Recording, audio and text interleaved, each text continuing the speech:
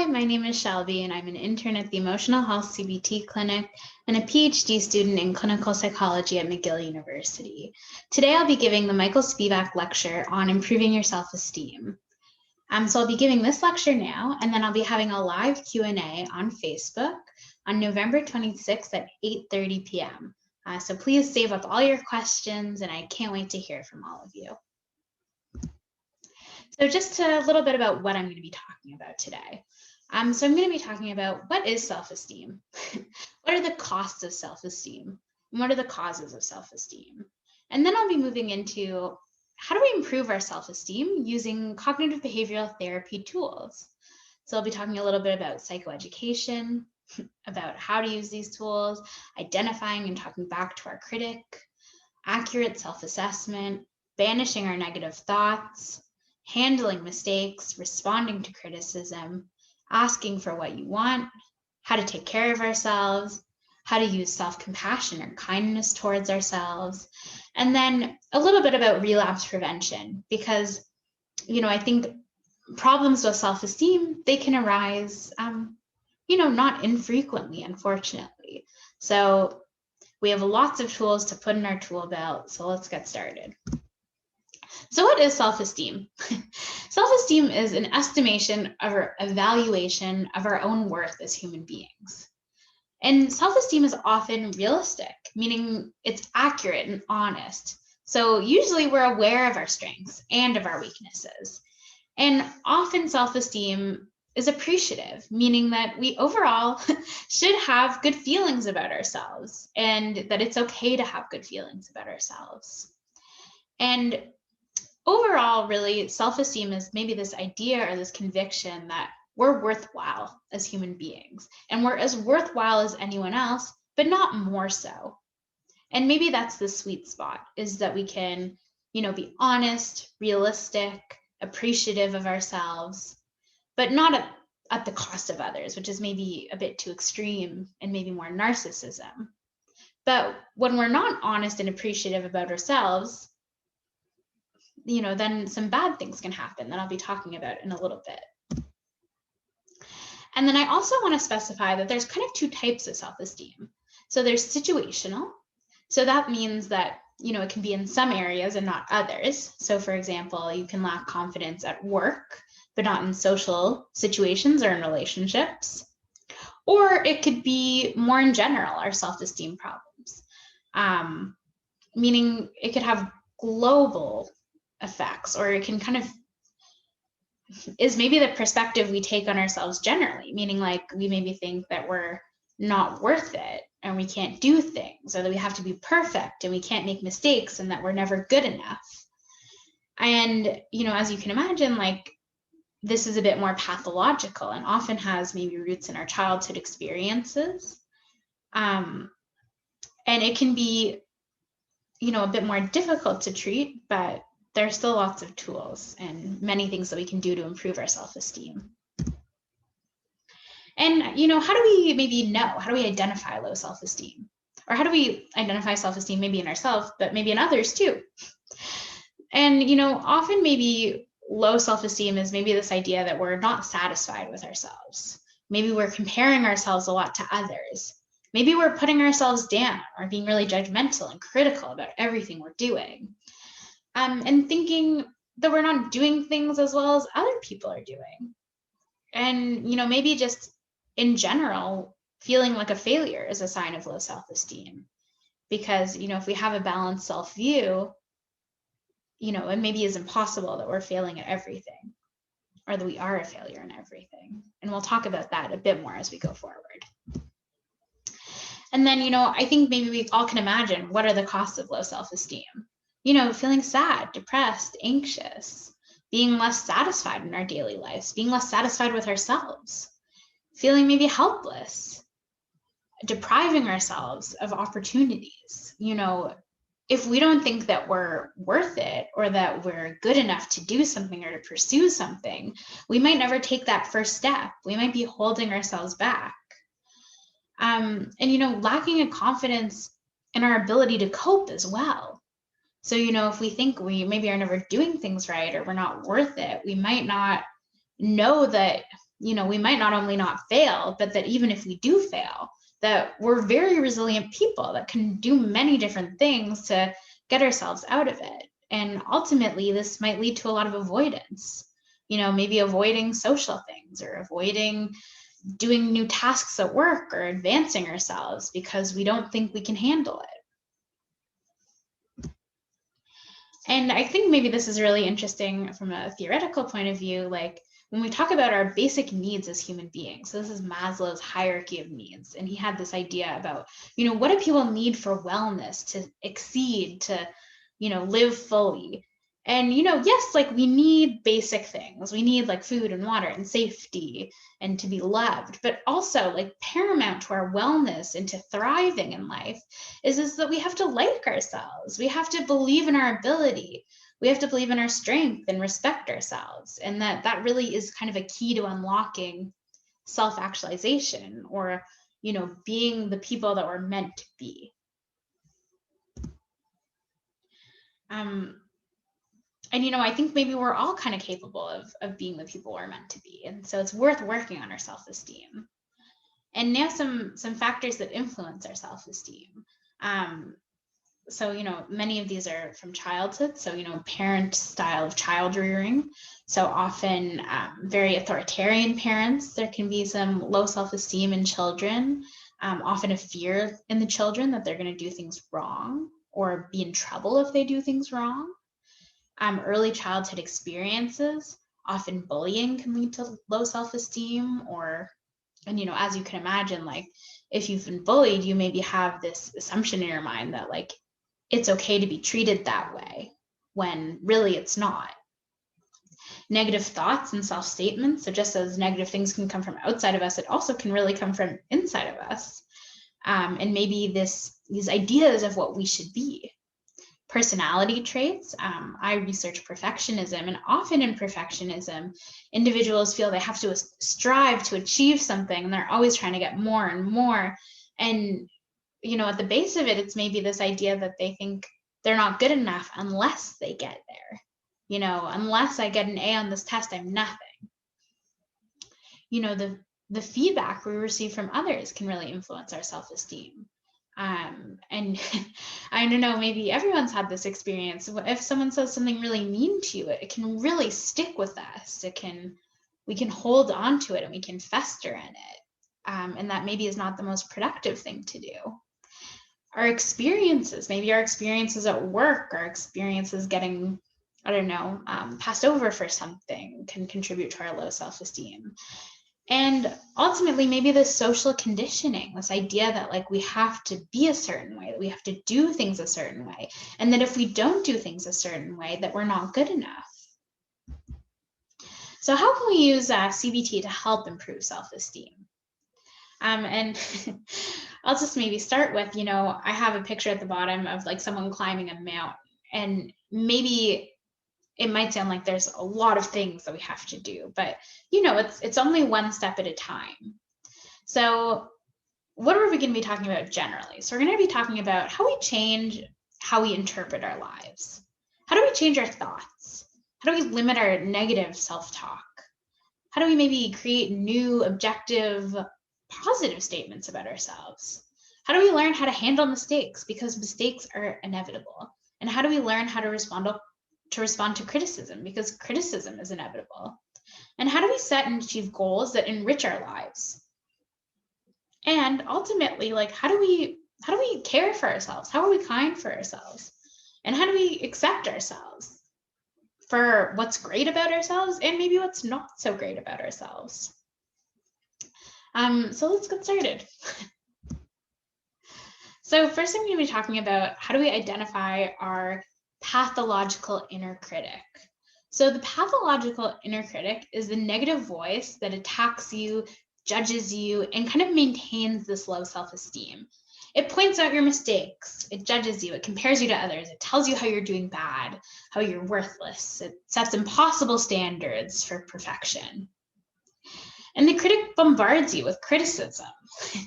And ultimately, I always find this kind of funny, like we have millions of thoughts in a day. And because our thoughts are coming from in our head, we really believe them. And they sound so familiar. They maybe seem normal or reasonable or true because they've been around for years. Maybe we've been telling ourselves these things. And, we never really think about it because it comes from ourselves. So what do we do with this inner critic? Sometimes it can be really helpful, I don't know, maybe anyone on the last slide was like, oh, I do that. So it's saying like, yeah, oh, I do that, like catching it and thinking, that's my inner critic. Like that's the mean voice that that lives in my head. And how do we put a barrier between us and that inner critic? Do we give it a name? Little devil, Mr. Perfect, the bully, the shark? Do we maybe like recognize it as a separate entity? Do we, like, by naming it, do we give it a voice, a body, a shape, a color? Like, where does it live in us?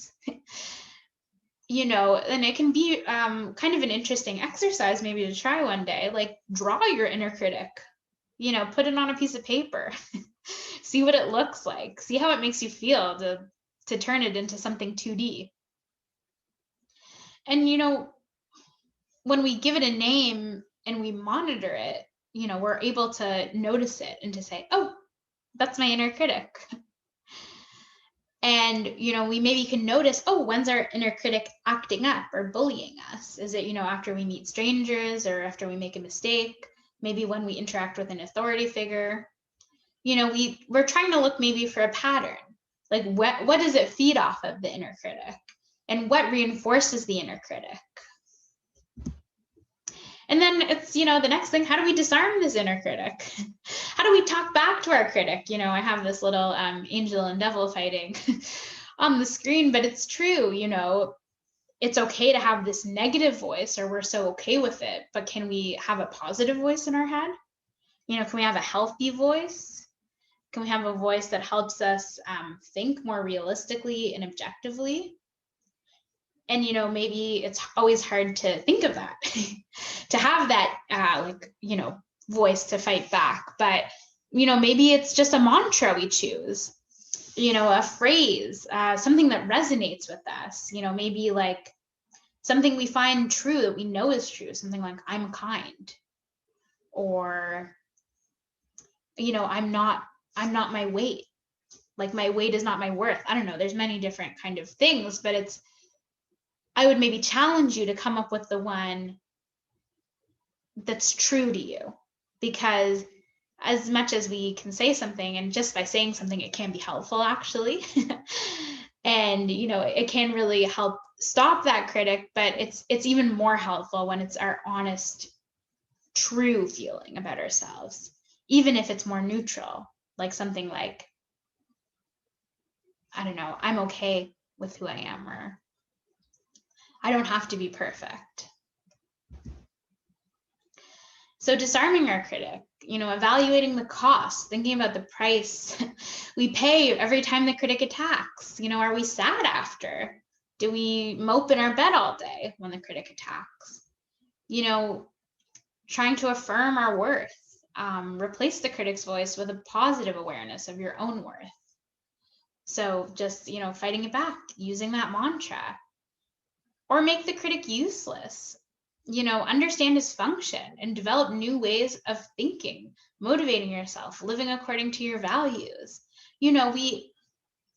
I'd be a liar to say like I'm in a PhD program and I'm never critical of myself. We are sometimes critical of ourselves. We sometimes use it as a motivator. We think, oh, I'm not going to do well, so I'm going to study so much.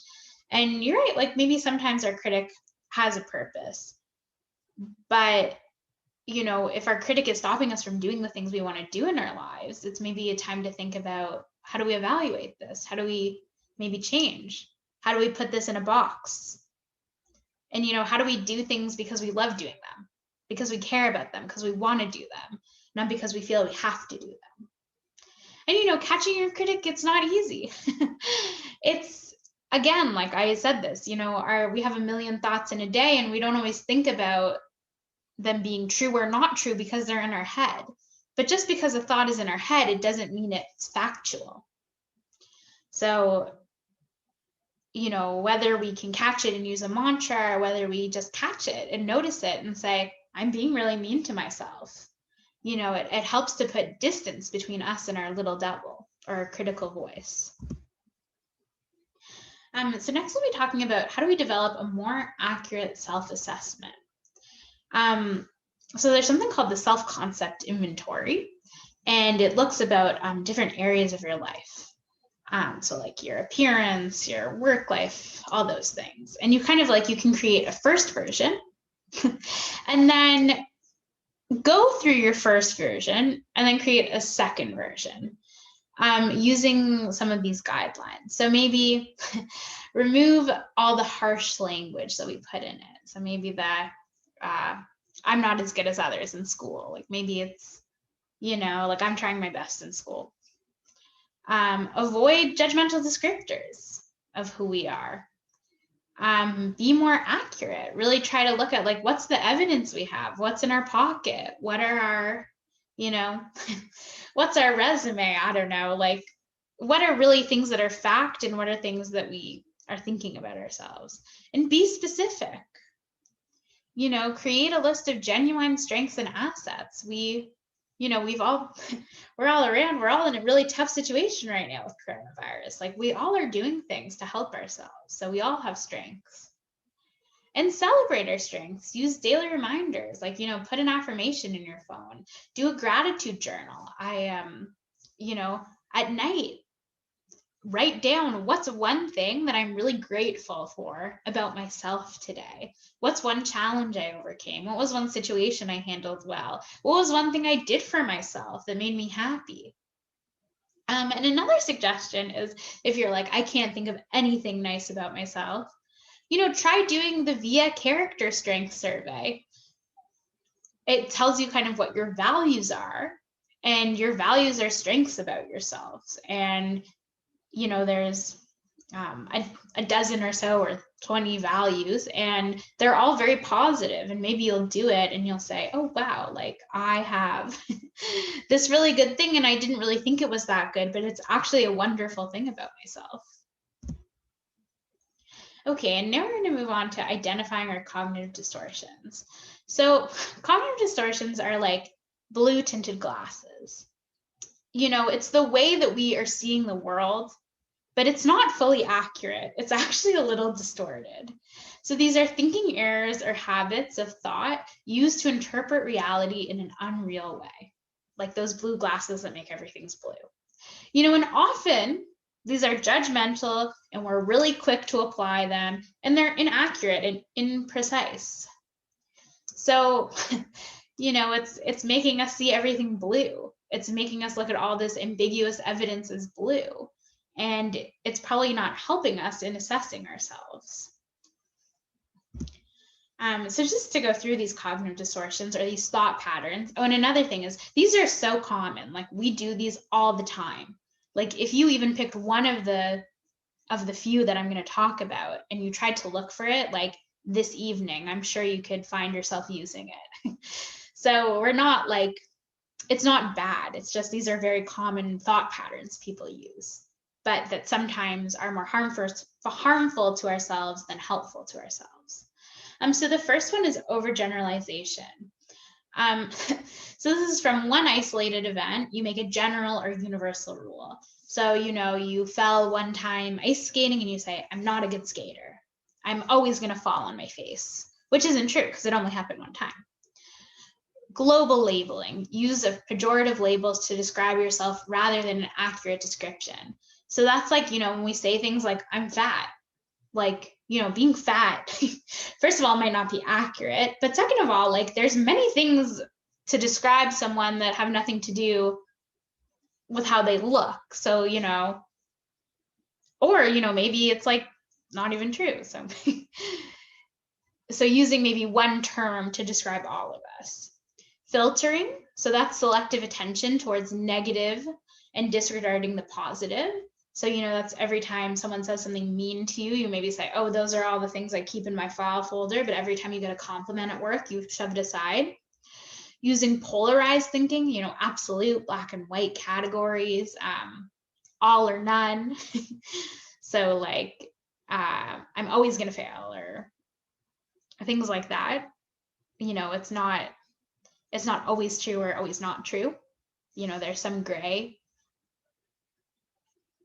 Self-blame, consistently blaming yourself for things that aren't your fault.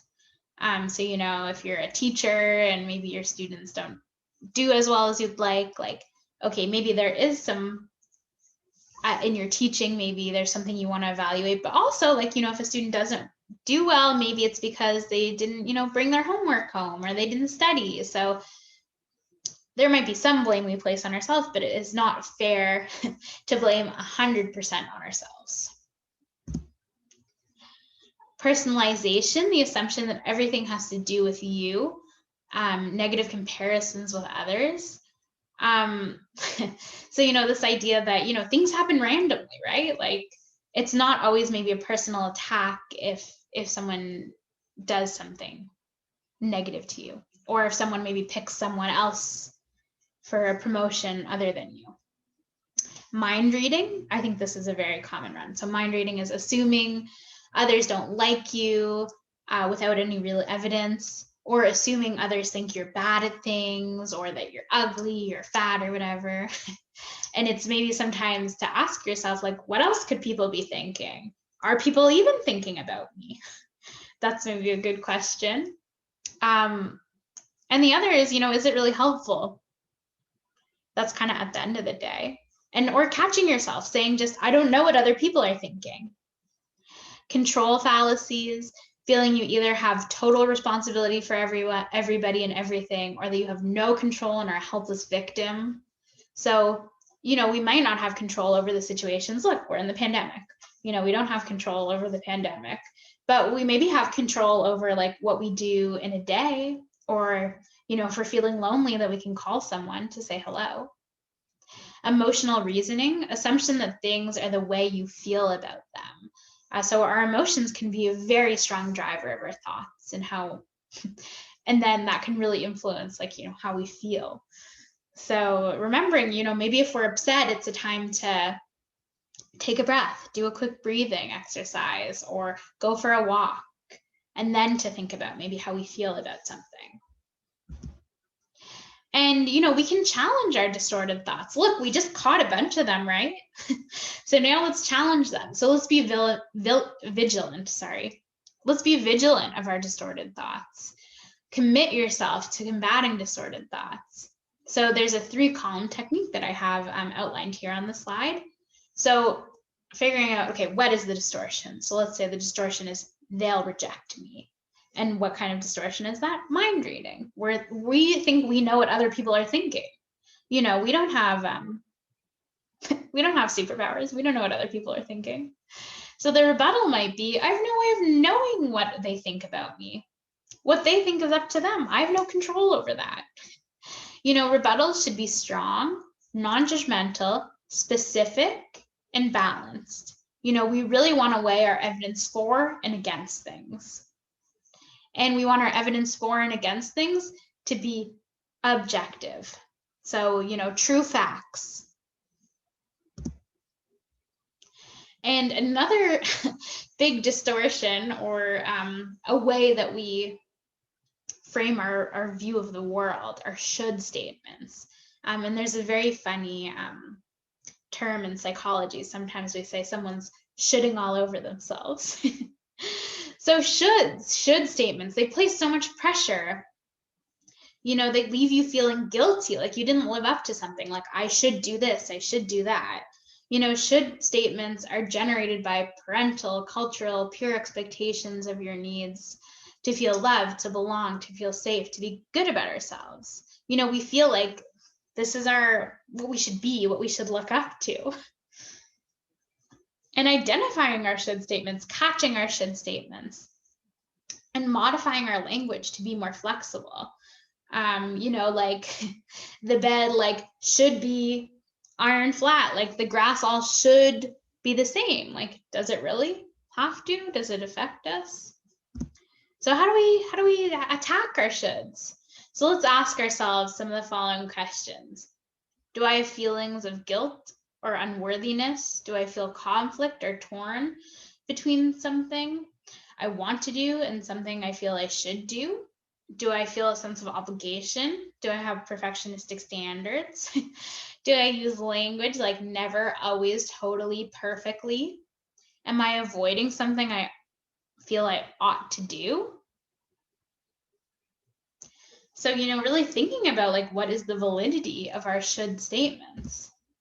And now let's challenge, let's revise them. Let's evaluate if they're useful, if they're healthy, So examining our language, is the should based on absolutes and overgeneralizations? Saying like I should always have 8 glasses of water. Okay, like maybe that's healthy to have 8 glasses of water, but like always? I don't know, like, are you gonna die if you have 7 glasses of water? No. Rewording our should statements, using more flexible language. I'd prefer to, I'd rather, I want to. And forget about the concepts of right and wrong. Really think about the consequence of applying the rule. Does it make sense given the advantages and disadvantages? Does the rule really fit to the person you are? Does it consider your personality, your limitations, your strengths, obstacles in your schedule? Does it make sense given the person that you are? Is it fair? Is it something you'd expect? Is it something you would expect of others? And it's the tyranny of should, the absolute nature of the beliefs, its unbending sense of right and wrong. If should statements are not lived up to, you judge yourself to be an unworthy individual. And here are really common should statements. I should never be afraid. I should never be tired or get sick. I should never make mistakes. I should be thin. I should not take time for my own pleasure. I should be able to protect my children from all harm. As much as maybe some of those have really good ideas and basis in them, it might not be possible to do all of those things. And we might make our lives really impossible or hard if we hold ourselves to those should statements. So what's a healthier alternative to should statements? They should be flexible. They should have a built-in awareness that a certain amount of time you'll not be able to live up to the ideal standard. Beliefs that are owned rather than introjected. So critically examined and chosen. Realistic values and beliefs based on assessment of positive versus negative consequences. So ultimately, they should be life-enhancing versus life-restricting. These should be maybe the rules or assumptions that we try to make our lives better, not the rules and assumptions that put us in a box that we can't move, that we can't breathe. So let's go through a should example. So let's say, for example, I have the should statement, I should be thin. So maybe like the be thin, like it's like inflexible, like what does it mean? It's absolute language. So maybe we could write it out as something like, I would prefer to be healthy or, something like that. And we should look at the cost and the benefit of endorsing a should statement. So I should be thin. What's the benefit? Maybe you look slimmer, you fit into smaller clothes, you feel more attractive, you like your body more. Okay, like those are good. What are the costs? You have to plan meals more carefully, monitor your portions, you have to go on a diet. Maybe you can't go out to eat with your friends. You spend a lot of time thinking and worrying about food and weight. You worry about gaining the weight back if you lose the weight. Most of my clothes won't fit anymore. So you have to make an investment in buying smaller clothes. So, some of those maybe are silly, but there are costs and benefits to any should statement. And maybe you're right, like taking a more balanced outlook on it. So what's our alternative? I want to be healthy. I'm happy with the way I look. My size is not my worth. Like all bodies are good bodies. So thinking about, I don't know, when we have a should statement, like what is our rule trying to get at? What do we really want when we're saying I should be a certain way? And then how do we, I don't know, make our life or our mantras or our words reflect that? Okay, and then the next thing we're going to talk about is handling our mistakes, because, we all make mistakes.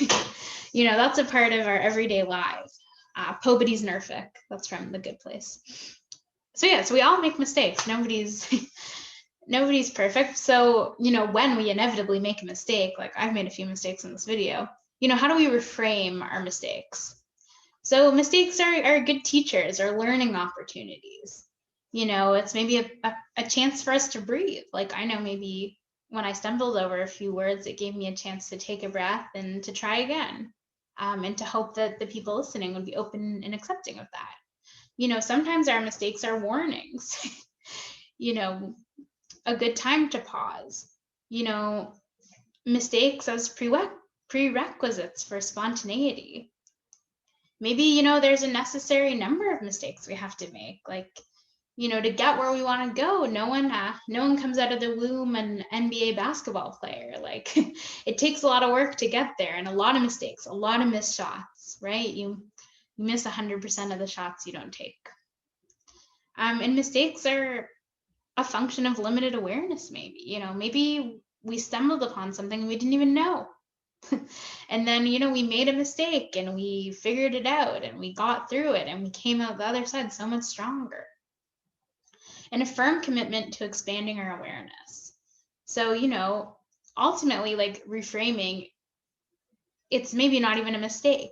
It's just, how is this mistake an opportunity? How does this mistake help me get better? How is this mistake a necessary part of becoming what I want to become? And now let's talk about responding to criticism more effectively. So using assertiveness to respond effectively. So, maybe acknowledging, simply agreeing with our critic, our personal critic, or other critics. We can acknowledge when we make mistakes. We're all human. We all make mistakes. And, think about maybe what's accurate about the criticism and how do we take that? How do we reflect on it and not ruminate? How do we take something positive and move forward with it instead of getting stuck on something negative with it? Maybe we also do some clouding. We do some token agreement. Maybe our criticism is not constructive or accurate. So maybe we put a cover on it. We put it away for a day. And sometimes it's about probing. Let's clarify our critic's intent or message. Is our critic maybe the thing that's going to push us to study a bit more? Is it maybe we're saying we don't know anything? It's maybe pushing us to read an article to try to know a bit more. So there is maybe some accurate information. But once we have this information, we can determine whether we want to, acknowledge it and use it, reflect on it and move forward, or whether we're going to decide it's not very helpful. We'll just put it away. And now let's talk about, asking for what we want. Because often, like, when we have low self-esteem, we might not think we deserve it, but, we all deserve to ask for things, as the comic says. The worst thing they could say is no. So, how do we ask for what we want? So maybe it's thinking about, an agreement on a convenient time to discuss something. So setting up a meeting with your boss. Keep the request small in order to avoid resistance. Keep the request simple to understand and remember. Maybe come in with one specific thing you want different. Don't blame or attack, using I messaging. So saying, I would really like to do X in the office. Being specific with what you want to do. Use assertiveness, high self-esteem body language, like stand with your shoulders back and your chest out, maybe with a smile, with openness, uncrossed arms and legs. And it can be helpful to mention the positive consequences of giving you what you want. So, maybe if you ask, you're asking for more responsibility, like you could say, and, I really want to make your job easier or something, or I really want to help. I want to get more done in the office. All of those positive things. And then, kind of as we're getting closer to the end of our presentation, I really want to talk about, like, I think one of the big antidotes to low self-esteem is self-compassion. And self-compassion is basically this idea of showing yourself like the same kindness that you would show a friend. So self-compassion is understanding. So, it's taking knowledge, it's accepting, it's not judgmental, and it's forgiving, not forgetting. So, rather than just letting go of the past, it's having respect for the past and what the past has taught us. But, how do we, brush off the past a little bit and tie a ribbon on it and take it forward with us as a gift? So self-compassion requires a commitment to a new way of thinking. It's a skill. It's ridding yourself of judgment and rejection. And, it's something that it takes a lot of practice. We practice self-compassion. We practice self-kindness. It maybe isn't natural because our natural voice is that inner critic we talked about before. So, but it doesn't mean that we can't have our self-compassionate voice and we can't do self-compassionate exercises to practice it. So let's go through maybe like what would self-compassion look like? So let's say you have a thought and it's, I'm so stupid for doing so badly on that exam. I'm such a loser. And then you notice, there's my inner critic. What a jerk. So you think, stop this. You're a bully, an evil bully. And maybe your compassionate voice says, I forgive myself for my performance on the exam. I won't dwell on it, and I'll make a more effort to study next time. I'm reflecting on my experience and taking something forward. I'm not ruminating on it and making myself feel bad about it. And a self-compassion exercise that I usually like to do with people is, when we're talking about a situation, I'll say, imagine a friend was telling you about the problem you're dealing with. So let's say that exam. So I'm such a loser, I did bad on my exam. What would you say to your friend who came to you and said, I'm such a loser, I did bad on my exam? Would you say I'm a loser? No. Would you be mean to them? No. You probably would say, I'll help you study next time. Like, it's just one exam. It's maybe not so important. Was there something you didn't understand? Let's go over it. Don't worry. Like, you're super smart and great, and like, we'll figure it out, or you'll go to the professor and ask for help. And it's often it's often a lot easier to be nicer to others than we are to ourselves. So practice saying it to yourselves and think, like, if you're so nice to other people, like, don't you deserve to treat yourself nicely? And I really like to write it down, or to ask people to write these down. So, what would you say to your friend? And write it down, and then, take a moment and read it out loud back to yourself. And I don't know, see how it feels. See how it feels to be compassionate to yourself. And, finally, like, I think it's really important to practice our self-care. Self-care isn't selfish. It's something we need. So, and it's something we need for our self-esteem. Like, if we're feeling really run down and burnt out, like, obviously we don't feel good about ourselves. So, we feel good about ourselves when we take care of ourselves, when we treat ourselves well. So, I don't know, relax. Take time to enjoy yourself. Do an activity you love. Exercise. Exercise because it feels good, not because you feel you have to. Eat well because it feels good. Sleep. Oh, sleep feels good. Avoid bad habits like smoking or drinking excessively. And schedule it, pick a time. Plan a massage for yourself or something, or I don't know, plan a part of the day where you go for a walk or something that you really like doing. And then finally, like, how do we prevent relapse of low self-esteem? Because, even though we have all these tools in our tool belt now, as we were talking about, like, it's easy, like one criticism, and, it's easy to kind of let ourselves fall back into old patterns. So really, we should anticipate and develop a plan for coping with difficult situations that could potentially threaten our self-esteem. Because you know what? They're going to happen. Prepare for a difficult situation reduces the chance that we will be thrown off by it. So, let's say you have a meeting with your boss and that's something that really triggers your being criticized. So think about it. Think about how you're going to handle it. Think about how you're going to treat yourself to something after it.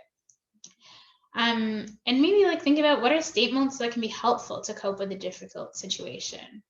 Maybe before the situation, you can say this is going to be hard. I'll take a deep breath and do my best. Maybe before an exam. Maybe saying no matter what happens, I'll still be a worthwhile person. And thinking nobody's perfect. Relax. Just do the best you can. And you know what? I said this again, expect it. During this difficult situation, have these tools written down. Maybe write it in your phone so you can look at it if you're going through something.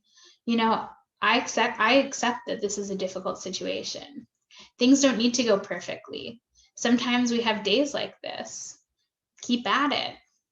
After a difficult situation, even though I'm disappointed, I'm still worthwhile. I feel satisfaction in knowing I did my best. A slip isn't permanent.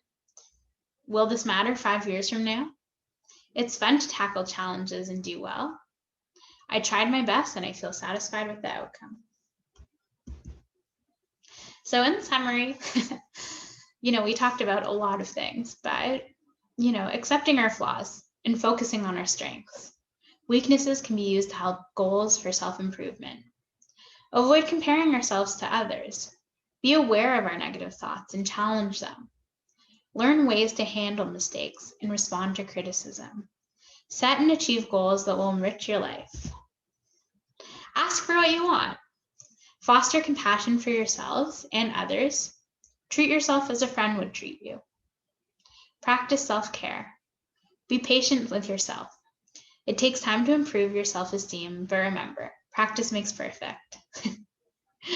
Or practice makes practice. And even if it takes time, if it's something that we care about and it's worth doing, it's worth the effort and it's worth the uphill battle. So here are some books that I would suggest reading about self-esteem. The Confidence Gap by Russ Harris, 10 Simple Solutions for Building Self-Esteem, Self-Esteem, the 3rd edition by McKay. So you can definitely check these out. And thank you very much. I hope everyone has a really nice night, and please join me on Facebook Live, and I can't wait to see you.